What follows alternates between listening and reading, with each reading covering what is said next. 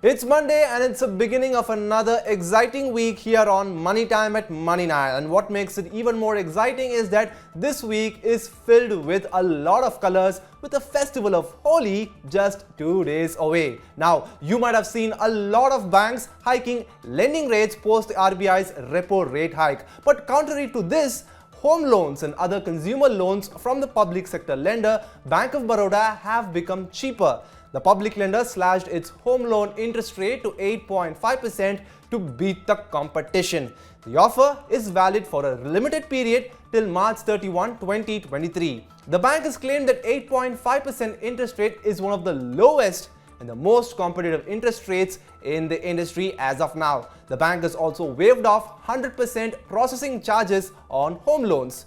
The rate will be linked to a borrower's credit score. This offer, of course, is applicable on fresh home loans and as well as on balance transfers. Now, the next time when you travel on a highway, you may have to pay more toll taxes because the NHAI may increase toll taxes from next month. Traveling on the national highways and expressways may become expensive, as I said in the beginning. Because of what? Because of media reports saying that NHAI may increase tax rates on toll plazas by 5 to 10%. Toll plaza tax rates can increase on cars and light vehicles by 5%, while for heavy vehicles, it may increase by 10%. This will generate higher revenue for NHAI, while vehicle owners will have to spend more. Now, as per media reports, tax hikes can kick in from April 1, 2023. And an important information for those who are part of the EPFO. According to media reports, EPF interest for the current financial year may remain around 8%. The EPFO board will meet on March 25 and 26 to decide on the rate. For the financial year 2022, the interest rate was 8.1%, which was the lowest in 4 decades. Now, what does this mean? This means that any further reduction in PF rate will hurt subscribers, especially in a scenario when various banks have hiked interest rates of other investment instruments like FDs. And sticking on with EPFO, close to 9,000 people have applied online for availing option of higher pension under the Employees Pension Scheme of 95. On top of this, more than 91,000 retired EPS members have also taken the digital route to apply for higher pension. Earlier, 4th March was the last date, but a few days ago, EPFO had extended the deadline by 2 months. Earlier, in a separate ruling, Supreme Court had directed EPFO to allow eligible employees to opt for higher pension under the EPS. And moving on, we shift our focus to the economy, which is the National Statistics Organization, which has said, and I quote, that India's nominal per capita income doubled since the time Narendra Modi government took charge in 2014. It says that India's per capita income has doubled from more than 86,000 rupees in 2014-15 to 1.72 lakh rupees in 2023. In real terms, taking inflation into account, per capita income has only increased by 35% to near about 98,000 rupees. Now, as per experts, the growth has been uneven and has only increased for the top 10% of the population. For others, median wages are actually falling. And now we shift our focus to the two-wheeler industry, which has been facing problems for quite some time now. Now, according to FADA, sales of two-wheelers continue to remain below the pre-COVID levels. In February 2023, automobile companies sold over 12.67 lakh two-wheeler units. This is 14% lower than pre-COVID-19 level of February 2020. Speaking on this, FADA President Manish Raj Singhania said, and I quote, that higher inflation and poor sentiment has kept customers at bay. Speaking on the same issue, India's Chief Economic Advisor V. Anantanageshwaran said rural demand recovery in post-COVID era has been slower than that of urban.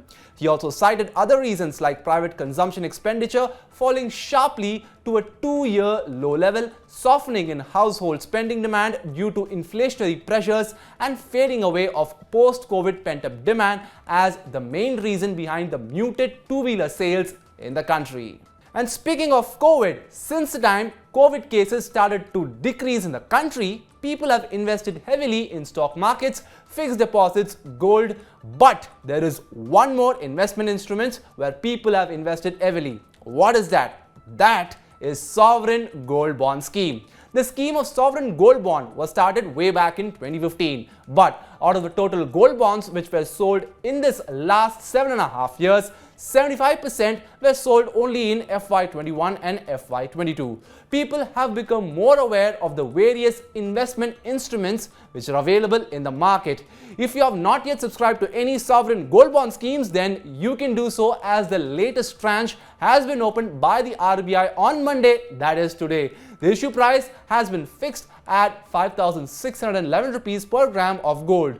You will also get a discount of 50 rupees if you subscribe it online. On Monday, gold was trading at a near about same price. You can redeem it after 8 years. You'll also get an interest rate of 2.5% every year, and you can subscribe to the scheme on your bank's website.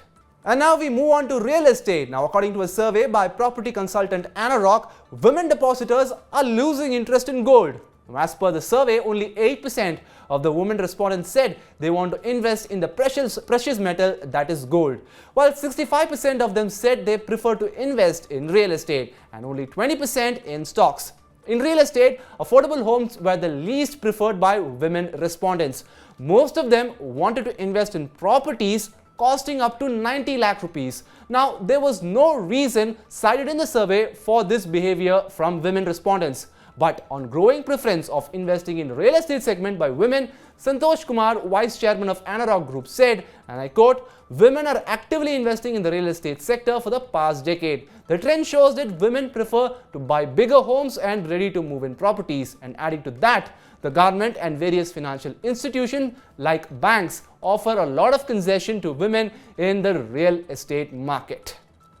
And from real estate, we move on to tur dal. The government has now removed 10% basic customs duty on whole tur. The government intends to promote import of whole tur, as the government has anticipated a fall in production of tur in the crop year 2022-23. So what does the cut on import duty actually mean? Well, a cut in the customs duty of whole tur is expected to check lentil prices from increasing in the country. And adding to that, this will also make up for shortage in production of tur for the crop year 2022-23.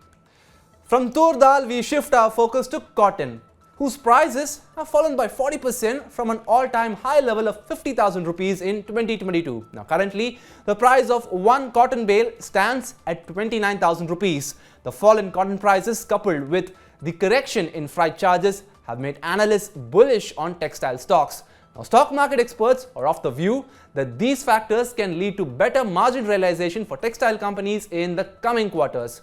Now, as per a report by Business Standard, analysts at Elara Securities said in a note that they remain positive on textile stocks like KPR Mills, Arvind and Vardhman Textiles in the long term. Some textile stocks like Dollar Industries, Bombay Dyeing and Welspun India have corrected in the last 1 year.